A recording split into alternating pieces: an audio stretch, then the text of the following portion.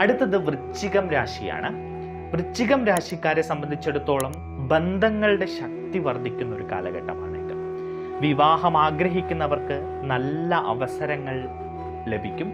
വിവാഹം ഏറെ നാളായി വേണ്ട എന്ന് വിചാരിച്ചിരുന്ന ആളുകൾ വിവാഹം ചെയ്യാനുള്ള താല്പര്യം കാണിക്കും.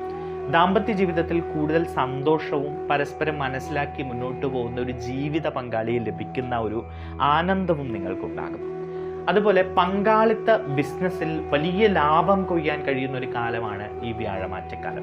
സാമ്പത്തികമായിട്ട് ഇവർക്ക് അധികം ഗുണം ലഭിക്കുന്ന ഒരു സാഹചര്യമാണ്. പലയിടങ്ങളിൽ നിന്ന് ഇവർക്ക് പണം ലഭിക്കും. കുറേ നാളായി സാമ്പത്തിക ബുദ്ധിമുട്ടുകൾ ഉണ്ടായിരുന്നു.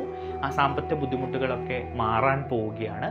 മാത്രവുമല്ല, വൃശ്ചിക രാശിക്കാർക്ക് ഇനി വളരെ നല്ലൊരു കാലഘട്ടമാണ് വരാൻ പോകുന്നത്. നിങ്ങളുടെ കടങ്ങളൊക്കെ തീർക്കാനും മുന്നോട്ട് പോകാനും നിങ്ങൾക്ക് കഴിയും. പുതിയ ബന്ധങ്ങൾ ജീവിതത്തിൽ പോസിറ്റീവ് മാറ്റങ്ങളാണ് നിങ്ങൾക്ക് കൊണ്ടുതരുന്നത്.